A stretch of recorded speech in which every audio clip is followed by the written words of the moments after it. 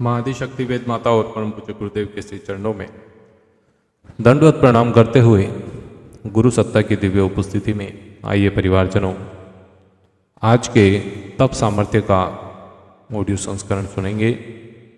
आज का प्रसंग बड़ी मार्मिक है। अनुष्ठान में पंचसूत्री तप साधना कैसे की जाती है, इसको आज आप समझने वाले हैं। ध्यानपूर्वक सुनिएगा। आप सभी से विनम्र निवेदन है कि प्रसंग को साझा करिए अपने परिवारजनों को, और अभी तक अखंड ज्योति YouTube चैनल से नहीं जुड़े हैं तो अवश्य जुड़िएगा। दरअसल दूध को गर्म करने से उसका घृत वाला अंश मलाई के रूप में ऊपर तैरने लगता है, यह हम सभी लोग जानते हैं। गर्मी से पिघलकर विशेष पत्थरों के भीतर रमा हुआ शिलाजीत बाहर निकल आता है। सूर्य की गर्मी बढ़ते ही सभी प्राणी निंद्रा त्याग कर जाग पड़ते हैं और काम में लगते हैं। दरअसल तप की गर्मी से मनुष्य की अंतश्चेतना जागृत, सक्रिय और सक्षम बनती है। जग जोड़ने से सोया व्यक्ति जाग पड़ता है।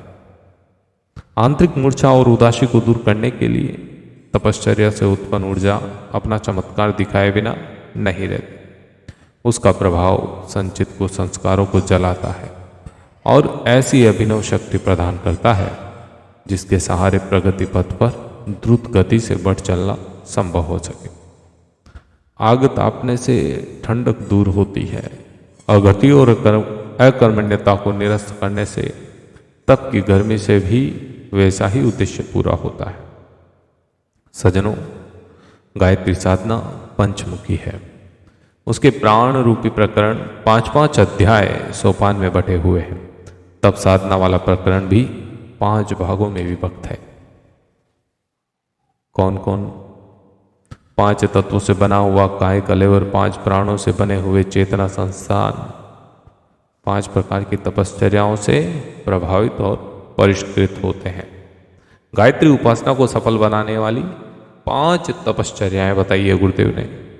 उपवास, मौन, ब्रह्मचर्य, तितिक्षा और अनुदान। इन 5 नामों से प्रसिद्ध है। साधना के साथ साथ इनका समन्वय जितना हो सकेगा उसी अनुपात में उसकी कार्य क्षमता बढ़ती चली जाएगी। पहला, उपवास। क्या प्रयोजन है इसका? आहार की संयमशीलता और सात्विकता।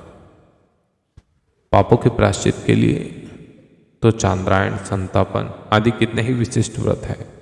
अमावस्या, पूर्णिमा, एकादशी, साप्ताहिक उपवास का क्रम कितने ही लोग चलाते हैं।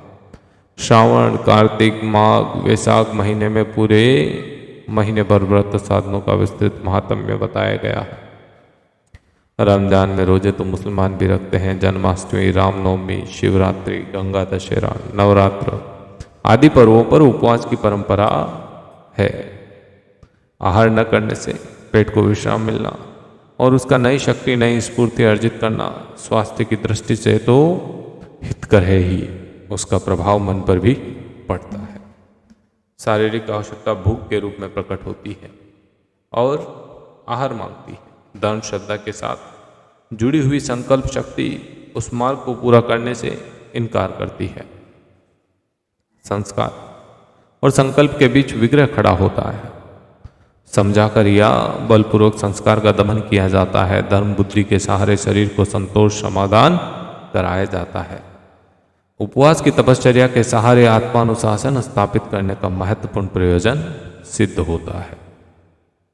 अब प्रश्न उठता है कि उपवास क्या है, किसे कहा जाए, किस प्रकार किया जाए, कितना करना चाहिए, ये कौन निर्धारित करता है?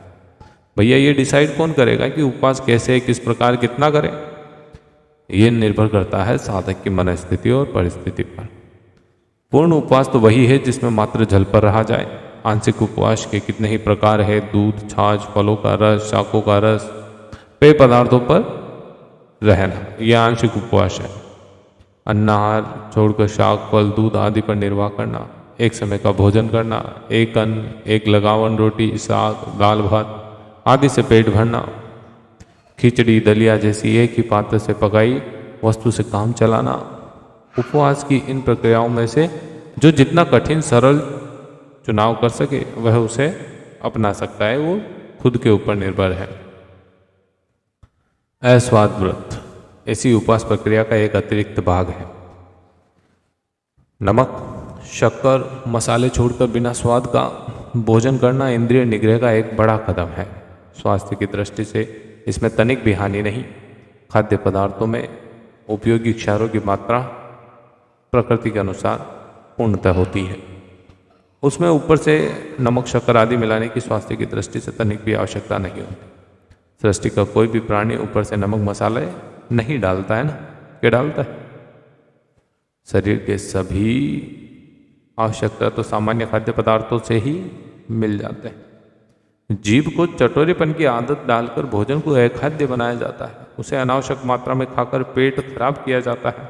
मन में चंचलता और तामसिकता की वृद्धि भी उन मिलावटों के कारण ही उत्पन्न होती है। अस्वाद व्रत जिह्वा इंद्रिय का संयम, जीव को चटोरेपन के दुर्गुण से छुड़ा लेने में साहसिकता का समावेश है।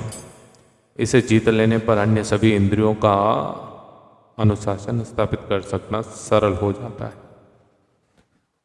इसमें भी आत्मनिग्रह का, आत्मानुशासन का संकल्प प्रखर होता है और इससे बढ़ा हुआ साहस अन्य कुसंस्कारी दुष्प्रवृत्तियों पर विजय पा सकने में समर्थ हो जाता है। स्वाद छूटने पर कुछ खाया जाएगा, प्राय सीमित और सात्विक ही रहता है। आहार का संयम मन का संयम होता है, उससे आत्मिक प्रगति में बड़ी सहायता मिलती है। इसलिए उपवास और उसकी एक महत्वपूर्ण शाखा अस्वाद व्रत का पालन तपश्चर्या में ही सम्मिलित है। उसका लगातार कितने समय तक पालन किया जाए ये साधक की इच्छा पर निर्भर है। न्यूनतम सप्ताह में एक बार इस तप के पालन का अभ्यास तो करना ही चाहिए। जप, स्तवन, कीर्तन, पठन आदि जीवा से किए जाते हैं। इस उपकरण की शुद्धि नितांत आवश्यक है। जिस जीव रूपी बंदूक से मंत्र रूपी कारतूस चलाया जाता है उसकी सफाई पहले ही कर लेनी चाहिए। नली में कूड़ा करकट भरा हो, दबाने का घोड़ा, दूसरे पुर्जे अस्त व्यस्त हो तो अच्छे कारतूस होने पर भी निशाना लगाना कठिन है। बंसी बजाने वाले ये देख लेते हैं कि उसकी छेद साफ है या नहीं। मैले बर्तन में दूध धोने या उबलने से उसके फटने की आशंका रहती है कि नहीं? रहेगी ना, हो सकता है दूध फट जाए। यही बात अशुद्ध जीवा के संबंध में भी है। उसके द्वारा किए गए पूजा, उपचार, मंत्र, साधन सफल नहीं होते। उपासना को सार्थक बनाने के लिए जिह्वा की शुद्धि बहुत जरूरी है। जिह्वा का एक कार्य है आहार ग्रहण करना, दूसरा है उच्चारण करना। दो ही काम है। उच्चारण का तात्पर्य साधक के संभाषण में पवित्रता का समावेश हो। असत्य भाषण, छल, शेखीखोरी, अवांछनीय पदार्थ, परामर्श जो होते हैं, अपमान, तिरस्कार, कटुवचन, चुगली, हिम्मत गिराना जैसे अनेक वाणी दोष हैं। इनके रहते भी वाणी की पवित्रता नहीं बन पाती। साधक को नपातुला बोलना चाहिए।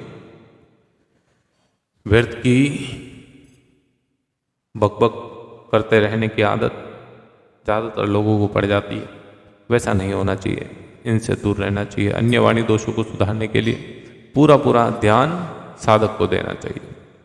वाणी का विश्राम, निरीक्षण, संशोधन करने के लिए मौन का अभ्यास कराया जाता है और करना चाहिए। मौन को वाणी का तप कहा जाता है। सुविधा अनुसार हर दिन जागृत स्थिति में 1-2 घंटे मौन रहने का अभ्यास करने का प्रयत्न करना चाहिए। भोजन के समय, मलमूत्र विसर्जन में, उपासना के समय तो मौन रहने की परंपरा भी है। इसके लिए जिस समय कम जनसंपर्क रहता है उस समय 1-2 घंटे का मौन रखने का नियम बनाना चाहिए। सप्ताह में या महीने में एक दिन पूरा मौन रखना भी जीवा की अवांछनीय गतिविधियों पर रोक लगाने, पुरानी आदतें भुलाने का एक बहुत ही सुंदर उपाय है।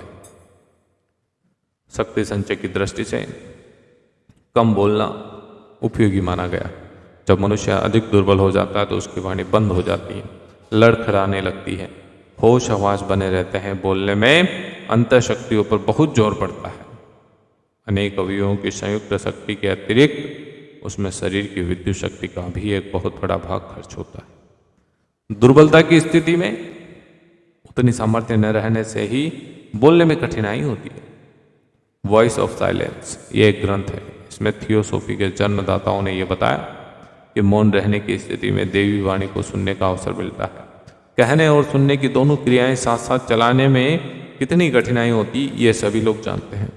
ईश्वर की वाणी सुनने, अदृश्य लोक के दिव्य संदेशों को पकड़ने के लिए मौन धारण का अभ्यास करना चाहिए। गायत्री उपासकों के लिए यदि आप उपवास कर रहे हैं, अस्वाद व्रत कर रहे हैं, मौन का अभ्यास कर रहे हैं, तो ये बहुत जरूरी है।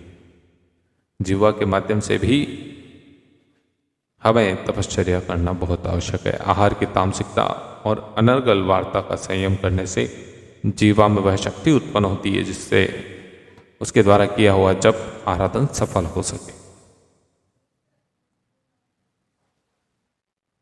यदि हम बात करें ब्रह्मचर्य, ब्रह्मचर्य का मोटा मोटा अर्थ क्या निकालते हैं? ब्रह्मचर्य जैसे ही हम बोलते हैं मतलब वीर्य रक्षा, स्वास्थ्य सुरक्षा की दृष्टि से यह भी आवश्यक है।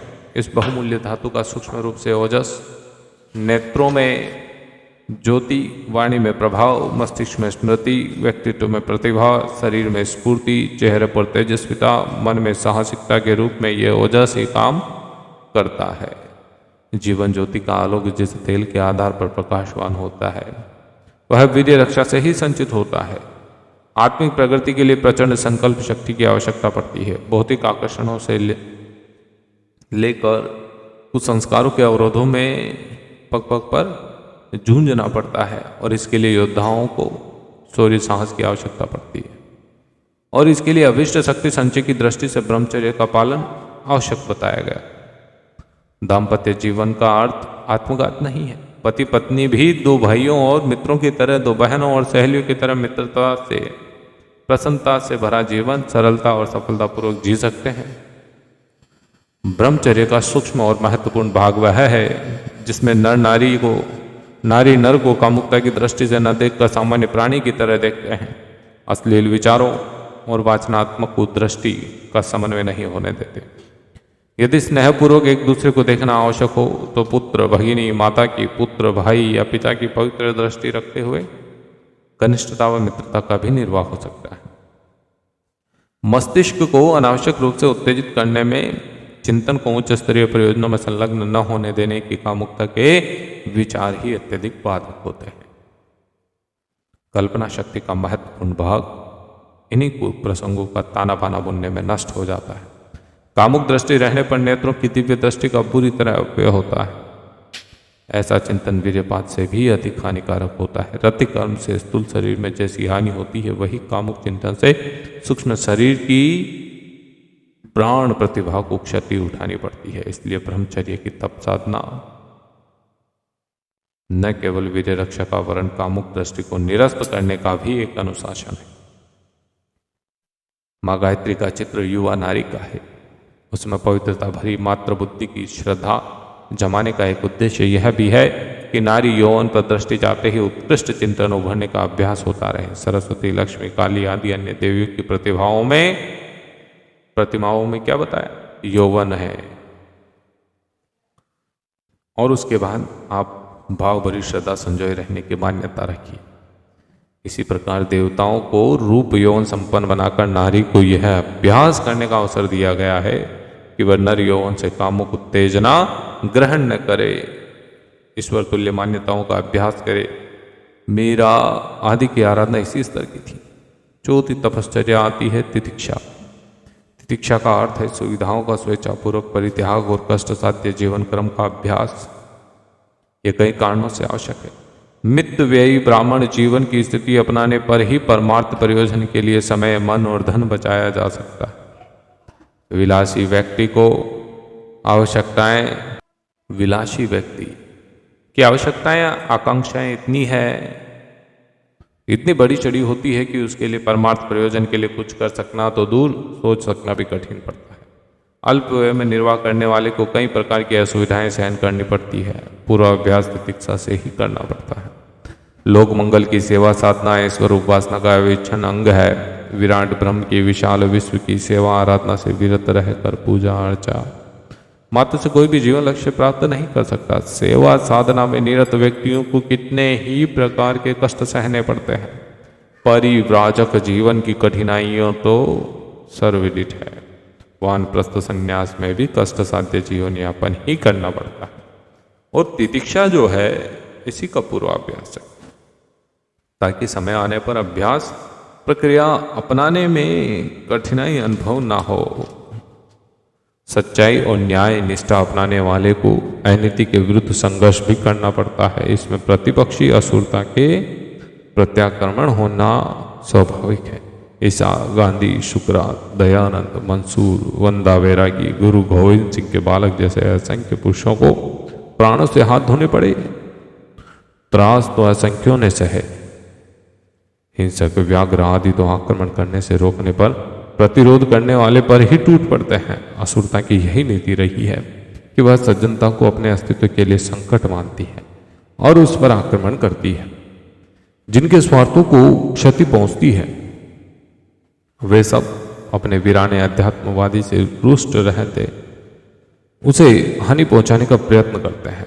ऐसी विपत्तियों के फंसने की जानकारी तैयारी पहले से ही बनी रहे, इसलिए कई प्रकार के काय कष्ट सहने की तितिक्षा को तपश्चर्या माना गया।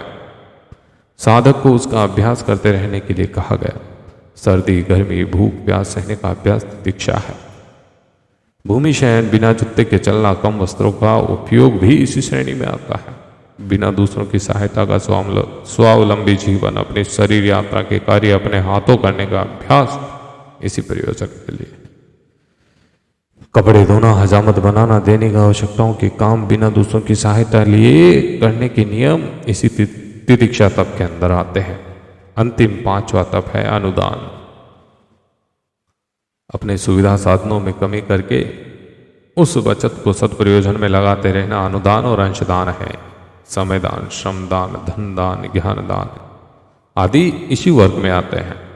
अपने धर्म कृत्यों में से प्रत्येक के साथ किसी न किसी रूप में दान देने का विधान जुड़ा हुआ है। विविध प्रकार के दान पुण्य, परमार्थ और धर्म कृत्य माने गए। अंशदान का अर्थ है अपना उपार्जन, उसका एक न्यूनतम अंश ही अपने निर्वाह में खर्च करना, शेष को परमार्थ प्रयोजन में लगा देना तपश्चर्या का एक बहुत बड़ा भाग है। समयदान और धनदान का न्यूनतम अनुदान गायत्री परिवार के सदस्यों को ज्ञान यज्ञ के लिए प्रस्तुत करना पड़ता है। ज्ञान घटों की स्थापना इसी तपश्चर्या का शुभारंभ है। अपने युग का सबसे बड़ा परमार्थ ज्ञान यज्ञ माना गया है। हमें प्राचीन काल के ऋषियों, महामानवों और देव पुरुषों की तरह बड़ा चढ़ा अंशदान, पीड़ा और पतन का समग्र निवारण कर सकने वाले ज्ञान दान के निमित्त करते रहना चाहिए। देव संस्कृति विश्वविद्यालय के पुण्य प्रयोजन के निमित्त अधिक का अधिक अंशदान निकालना भी एक तप है। तपश्चर्या का यह पंचम चरण है। इन पांचों को किसी न किसी रूप में कार्यान्वित करके नवरात्रि की गायत्री उपासना के वास्तविक सत्परिणाम देखने का अवसर आप सभी लोग प्राप्त कर सकते हैं। प्रिय परिवारजनों, उम्मीद करूंगा कि प्रसंग को आपने पूरा सुना होगा और प्रसंग में जो मार्मिक चिंतन था उसको आपने आत्मसात किया होगा। पसंद आया प्रसंग तो नीचे कमेंट बॉक्स में अपनी भाव संवेदनाएं जरूर बताएं और परिवारजनों और मित्रों के साथ अवश्य साझा करिए। साझा करने में कोई भी कंजूसी ना करें और अखंड ज्योति यूट्यूब चैनल के साथ जुड़ें ऐसे ही प्रसंगों को सुनने के लिए। जय गुरुदेव।